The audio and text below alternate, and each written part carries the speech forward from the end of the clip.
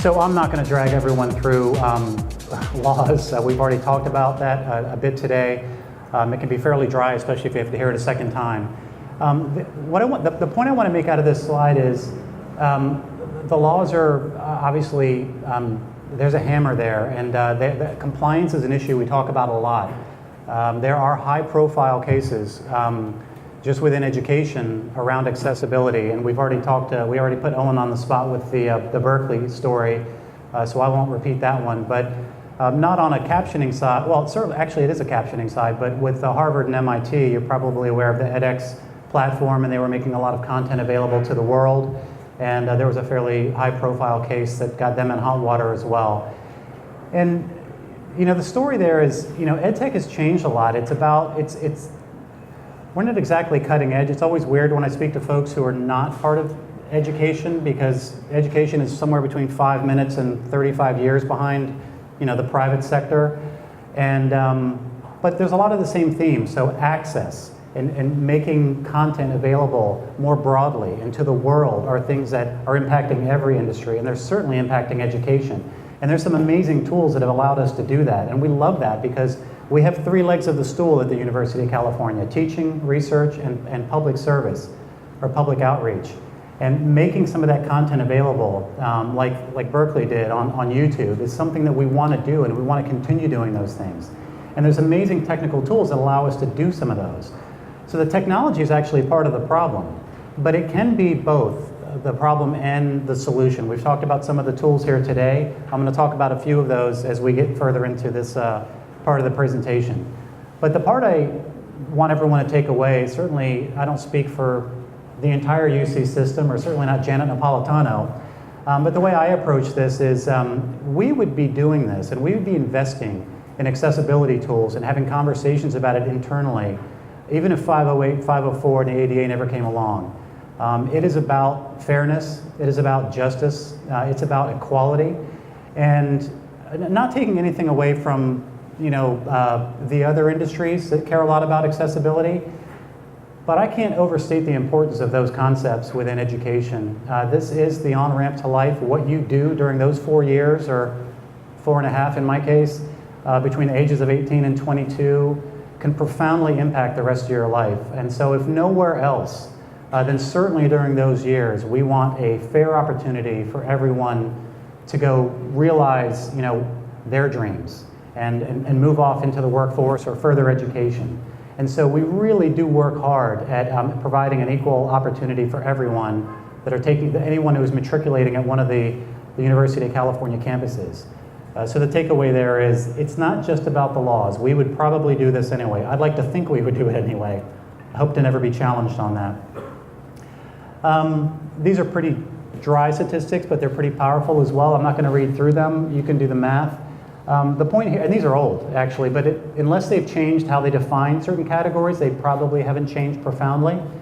But we have 230,000 students at the University of California. So if you do a bit of math, if you just think about hearing and sight impairments, that bottom number, I think you come up with 16,000, a little over 16,000 students who probably have some need for accessible solutions to even the playing field. And so this isn't an edge case. This is a significant number of our students, and all students are equal when they walk through that door. So again, I didn't want to talk about the statistics a lot, but sometimes when you're making decisions about where should we focus our time, you're thinking about how many students it's going to impact. Well, when we talk about accessibility on any kind of subtopic within accessibility, it's a large audience we're talking about, and so we do spend a lot of time chatting about it because it impacts an awful lot of our students. By the way, those numbers are, like I said, they're a bit old, and they're also across all of higher education, not just the University of California. I got to believe that the University of California is probably similarly represented because we have a very diverse, population in every way you want to measure that. Here's a story I like to tell often when we're haggling about what to do and which vendor to choose, is that we often talk about accessibility and then talk about sight impairments or hearing impairments or learning disabilities and all of that. And that's a worthy conversation. But a lot of the tools that are making content more accessible goes far beyond just 16,000 students. Yeah, a lot of these products can help everyone. And here's a couple of examples. So the young lady in the upper right-hand corner may or may not have a sight or hearing impairment. I have no idea. It's just a picture I found on the internet. But you know, students are consuming content in lots of different ways, on phones and on tablets, and certainly on their computers, in groups online. And there's just a lot of different modalities that are being used.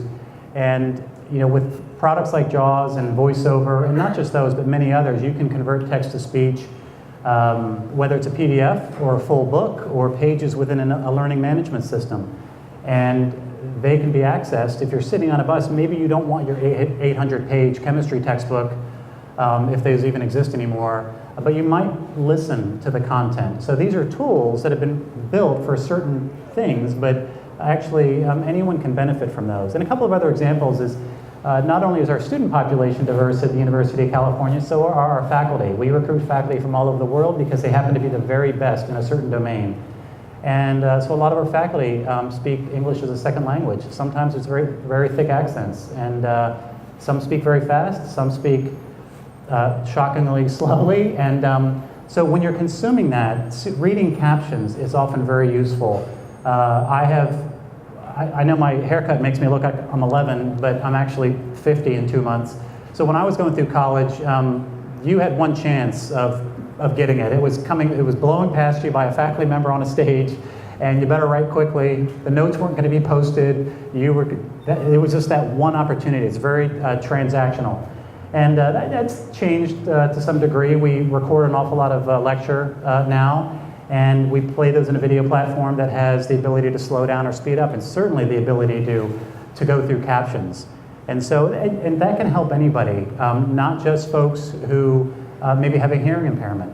So, and the final piece on there is that once you've got captions, if you have the right video platform, you can search them. And clearly that's going to benefit every student. Okay, back up a bit. So why the guy from the Office of the President and not somebody from Berkeley or someone from the CCC system? I see you out there. The Innovative Learning Technology Initiative is a funding vehicle. It was money carved out by the governor to drive interest in online education. The University of California is a lovely place. I love my job every day, but we have a lot of inertia, and that inertia was not necessarily pushing us towards innovative teaching approaches and new modalities.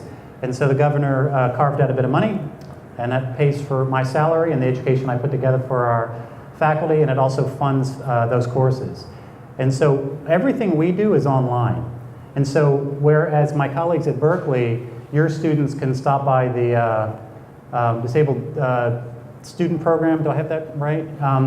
And you have some recourse. And for online, we've got a very distributed group, whether it's other UC students at Irvine taking a Berkeley course or vice versa, or we also open up our courses to non-matriculated students, which means we could have students anywhere on the planet, and we do.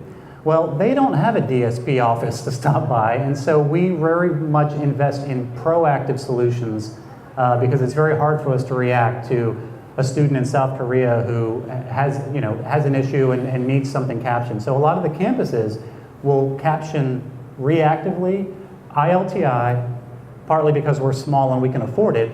We actually caption everything right out of the gate. It's not even a conversation. The other nice thing about our ed tech is most of it is web-based now, and as long as the vendor's not doing anything goofy in the browser or the student is not fiddling with the settings, the browser itself is going to provide a lot of accessibility options. And I just have a few listed there. I won't read through them. It's just a small subset. But we still have significant challenges in education. We have a lot of venture capital being pushed into ed tech, and that's a great thing. But three folks who have never worked in education sitting in their garage, writing code, the kind of the San Francisco model, those folks might come up with pretty nifty solutions, and it may be pedagogically sound, but they may not be accessible. And I find that a lot because it's my job to evaluate vendors and their technologies. And for folks who have not spent their life teaching or in education, K through 12 or higher ed, public or private, they sometimes get this one wrong. And so often you'll see really cute animations or simulations or other things like that, which really, by and large, don't lend themselves well to accessibility. That's a blanket statement, probably overstated, but we do have challenges there when we look at new technologies. Another challenge we have is vendor VPATs. Some are great, and some have been written by a marketing department, and there's a lot of weasel wording and kind of putting the best spin on it. I get it, but I really need to evaluate these platforms and understand really how they're accessible and where they're deficient. And sometimes the VPATs don't get me all the way there, and I have to then send out a questionnaire to get kind of more granular responses. And the other challenge we have is that, are you accessible or are you not? It's not yes or no. There's nuance there. For every one of those WCAG checklist items, there is yes or no, but there's often explanations. And so you've got to invest the time to navigate through that and really understand where you're exposed from an accessibility perspective. And that takes some real effort. And so that kind of idea that you're going to send out a questionnaire and you're going to get a very clear answer back from a vendor is just fiction. It's never happened, and I've evaluated more than 60 vendors for accessibility. And then the last piece is, when I talk to vendors, it's also not a point in time. Well, it is a point in time, but I need to know that going forward, the standards will change. Maybe not, monthly, and certainly not with 508, but maybe with WCAG, 2.0, and we strive to be AA compliant. There will be changes. And so when I talk to vendors, I'd like to hear something about their investment strategy going forward, that accessibility is always part of their roadmap, which is a tough one with vendors because there's not always an obvious ROI. And vendors, for-profit companies, don't like to invest when there's not a return. And so it's a challenge. It's a challenging conversation, but we continue to have it because we do believe that if they continue investing in accessible tools and features, we're all going to be better off. And they're more likely to be a long-term vendor of ours. Drilling down a bit into what ILTI does. So it's my job to choose vendors that are accessible. Then that's pretty obvious how I would do that.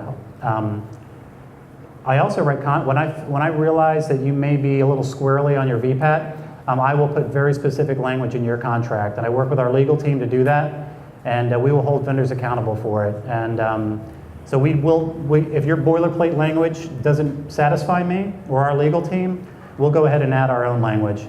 The electronic accessibility, I don't know if it's committee or council, but it's across UC group. They set policy, they meet. They're a bit reactive. They're not the group that can evaluate products before I bring them on board, but we do leverage the work that they do and others within UC because we do collaborate well. We are higher ed. It's one thing we probably do too much of. But in this case, it's really useful for me to reach out to folks like Owen and others within UC to find out what they're seeing with tools. We do invest in tools, and I only listed a couple here. You do it out of Central Florida, I think, and Ally is a product that technically has been purchased by Blackboard, but it functions outside of Blackboard. A colleague of the Berkeley folks and mine is a gentleman named Nico who used to work for Berkeley, and he's now working for Blackboard.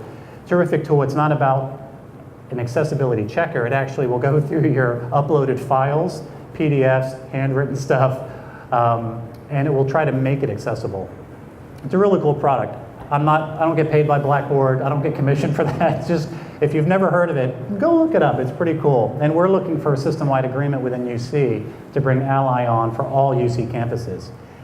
And then when you get to captioning, we're now drilling all the way down to our hosts here and the conversation about captioning. We cannot use machine transcription at this time. It does not meet the Department of Justice level. We're going to keep an eye on that. And so we do caption everything right out of the gate. And 3Play does that for us at a very high level. It's about $10 a minute. That's even for us being small. I'm not sure where that money's going to come from. So we talked to 3Play about it, and we're still thinking about how we're going to bring that into our ecosystem. And we're also watching for developments in machine transcription or the AI. Without getting into what we pay now, if machine transcription ever gets to that magic 98% accuracy rate, that's our solution. If 98% or above.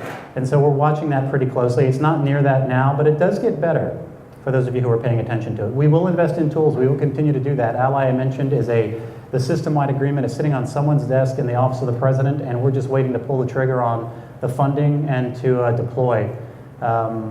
And so it's not just Ally, I chose that one as an example, but there's other tools that we all look at from a system perspective, but also from individual departments and individual campuses. There's a lot of work going on there. We do a lot of work in our group to train our instructional design team. For those of you who are going to be in LA tomorrow for this conference, you'll meet a guy named Travis. He's actually an instructional designer. He spends a lot of his time training the other IDs that I work with and also faculty. Delicately with faculty, not all of them are that open to being trained on any subject. So we walk delicately through that one.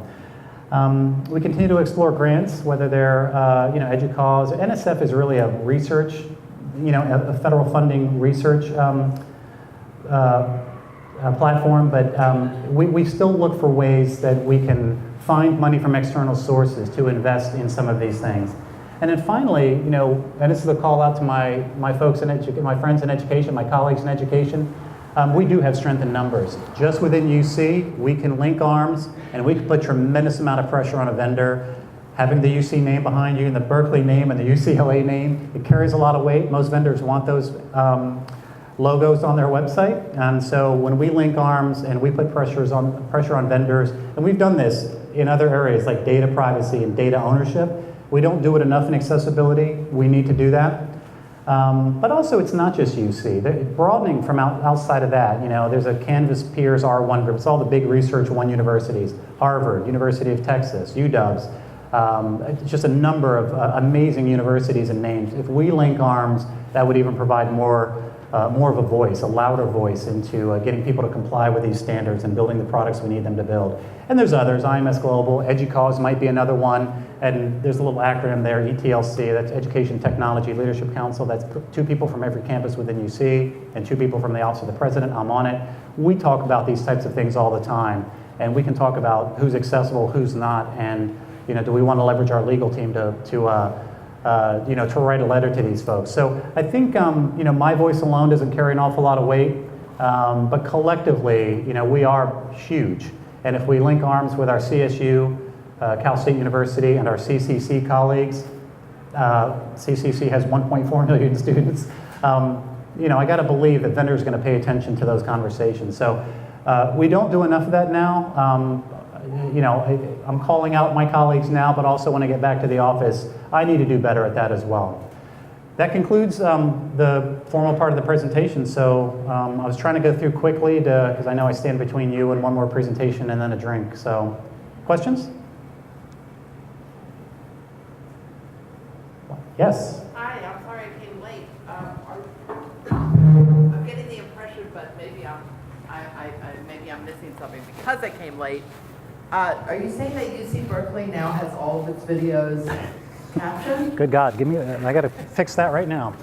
The question was, does Berkeley have all of their videos captioned? No, I don't speak for Berkeley. I don't speak for any individual campus. When I said that we caption everything, the ILTI initiative running out of the Office of the President, which builds courses with Berkeley and 8 of the other 9 campuses, the only campus we don't work with is UCSF because they're graduate only.